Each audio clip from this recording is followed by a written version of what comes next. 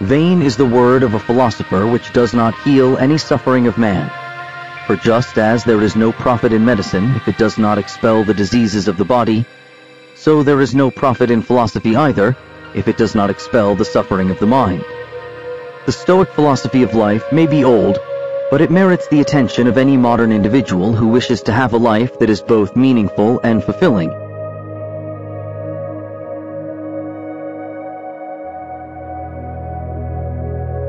Although Stoicism is a philosophy, it has a significant psychological component. The Stoics realized that a life plagued with negative emotions, including anger, anxiety, fear, grief, and envy, will not be a good life. They therefore became acute observers of the workings of the human mind, and as a result, became some of the most insightful psychologists of the ancient world.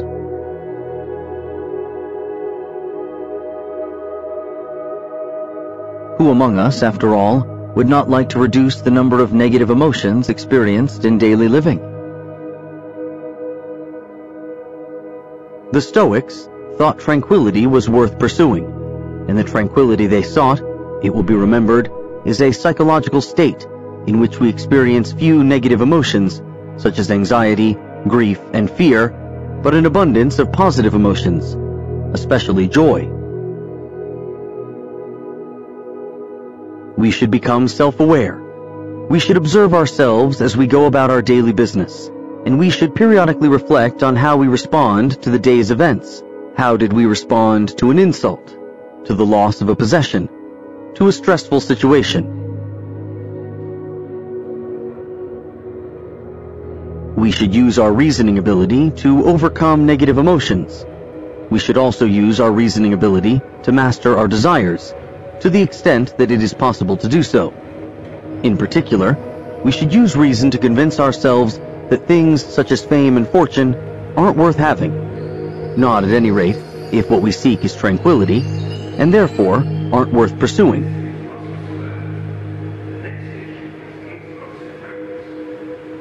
Likewise, we should use our reasoning ability to convince ourselves that even though certain activities are pleasurable, engaging in those activities will disrupt our tranquility, and the tranquility lost will outweigh the pleasure gained. The Stoics pointed to two principal sources of human unhappiness: our insatiability and our tendency to worry about things beyond our control. To conquer our insatiability, the Stoics advise us to engage in negative visualization. We should contemplate the impermanence of all things. We should imagine ourselves losing the things we most value, including possessions and loved ones. We should also imagine the loss of our own life. If we do this, we will come to appreciate the things we now have, and because we appreciate them, we will be less likely to form desires for other things. And besides simply imagining that things could be worse than they are, we should sometimes cause things to be worse than they would otherwise be. We should not bother about things over which we have no control. Instead, we should spend some of our time dealing with things over which we have complete control, such as our goals and values, and spend most of our time dealing with things over which we have some, but not complete control. If we do this, we will avoid experiencing much needless anxiety. We should be fatalistic with respect to the external world. We should realize that what has happened to us in the past and what is happening to us at this very moment are beyond our control, so it is foolish to get upset about these things. If we live in accordance with Stoic principles, we will have the best life it is possible for a human to have.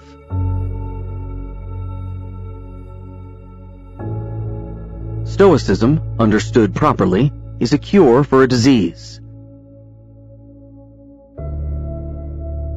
The disease in question is the anxiety, grief, fear, and various other negative emotions that plague humans and prevent them from experiencing a joyful existence.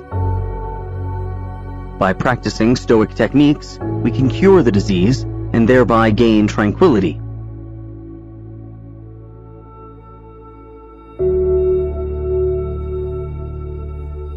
A good technique to start with is negative visualization. At spare moments in the day, make it a point to contemplate the loss of whatever you value in life. Engaging in such contemplation can produce a dramatic transformation in your outlook on life. It can make you realize, if only for a time, how lucky you are, how much you have to be thankful for, almost regardless of your circumstances.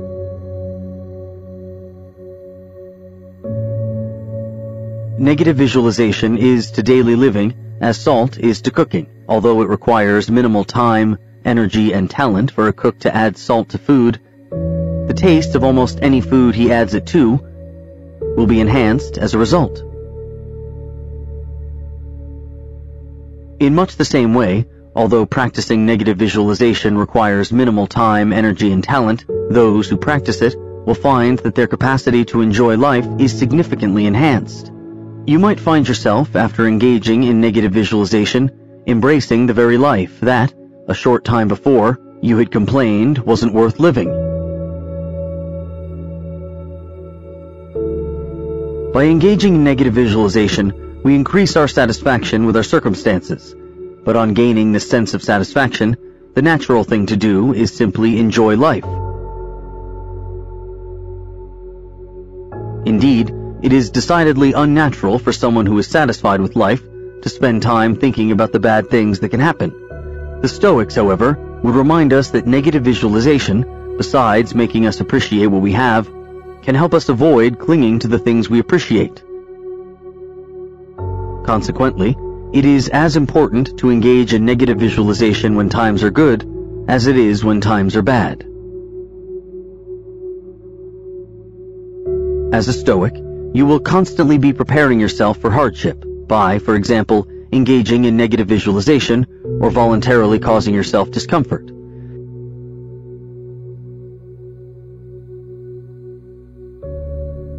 If hardship doesn't follow, it is possible for a curious kind of disappointment to set in.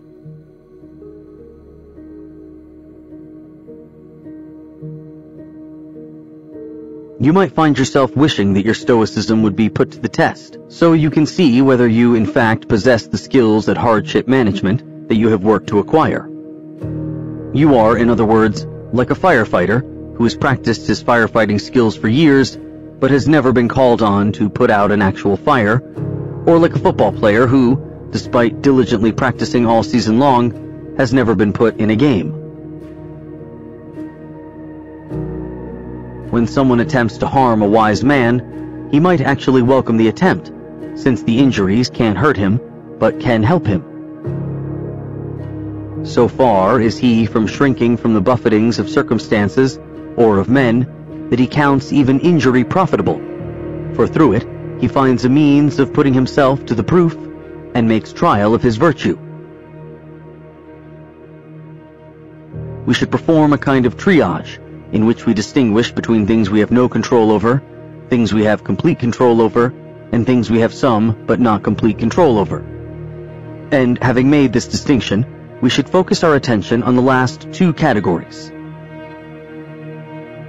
In particular, we waste our time and cause ourselves needless anxiety if we concern ourselves with things over which we have no control.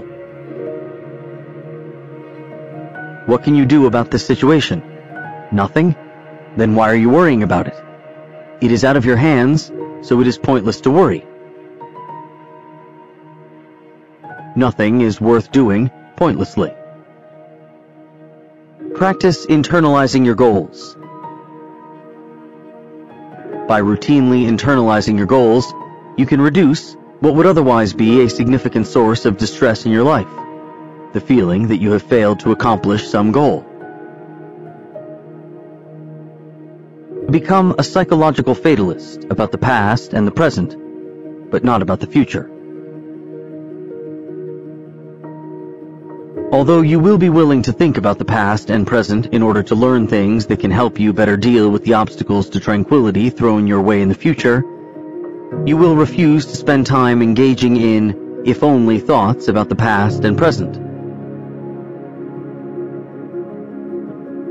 You will realize that inasmuch as the past and present cannot be changed, it is pointless to wish they could be different, You will do your best to accept the past, whatever it might have been, and to embrace the present, whatever it might be.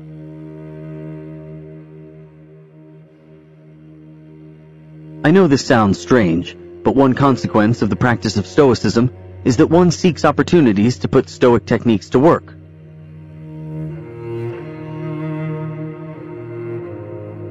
One of the worst things we can do when other people annoy us is get angry. The anger will, after all, be a major obstacle to our tranquility.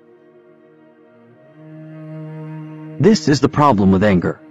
It feels good to vent it, and feels bad to suppress it.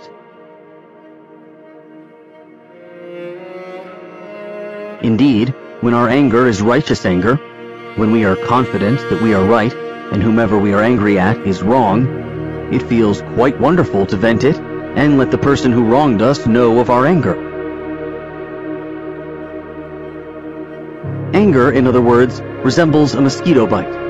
It feels bad not to scratch a bite, and it feels good to scratch it. The problem with mosquito bites, of course, is that after you scratch one, you typically wish you hadn't done so. The itch returns, intensifying, and by scratching the bite, you increase the chance that it will become infected. Much the same can be said of anger. Although it feels good to vent it, you will probably subsequently regret having done so. These feelings of anger are pointless. They disturb me, but have no impact at all on the person at whom I am angry. Indeed, if anything, they serve to compound the harm he does me. What a waste. The more you think about and understand anger, the easier it is to control it.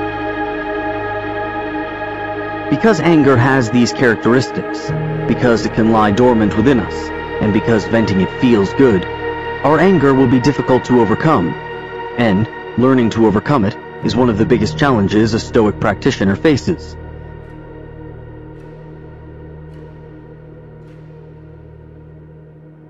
Seneca, I am certain, was right when he pointed to laughter as the proper response to the things which drive us to tears. He shows a greater mind who does not restrain his laughter than he who does not restrain his tears. The Stoics advise us to cause bad things to happen as the result of our undertaking a program of voluntary discomfort. When doing things to cause myself physical and mental discomfort, I view myself, or at any rate a part of me, as an opponent in a kind of game. My other self lacks self-discipline. Left to his own devices, he will always take the path of least resistance through life, and as a result, will be little more than a simple-minded pleasure seeker. My other self is not my friend. I must establish my dominance over him. I must cause him to experience discomfort he could easily have avoided, and I must prevent him from experiencing pleasures he might otherwise have enjoyed. When he is scared of doing something, I must force him to confront his fears and overcome them. Why play this game against my other self? To gain self-discipline. And why is self-discipline worth possessing? Because those who possess it have the ability to determine what they do with their life. Those who lack self-discipline will have the path they take through life determined by someone or something else, and as a result, there is a very real danger that they will mislive. Seneca reminds us that even though it may be unpleasant to endure something, we will, on successfully enduring it, be pleased with ourselves. I am, in fact, engaged in a much more significant competition, the one against my other self. Why not just quit? Think of how good it will feel. By racing against each other, we are all simultaneously racing against ourselves, although not all of us are consciously aware of doing so.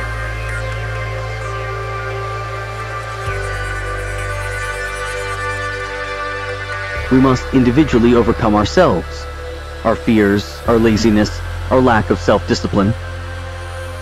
And it is entirely possible for someone to lose the competition against the other rowers, indeed, to come in last, but in the process of doing so, to have triumphed in the competition against his other self.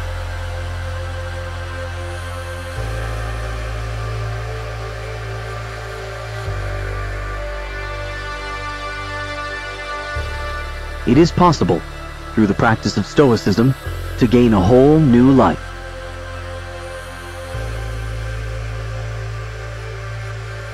A better life is possible, one containing perhaps less comfort and pleasure, but considerably more joy.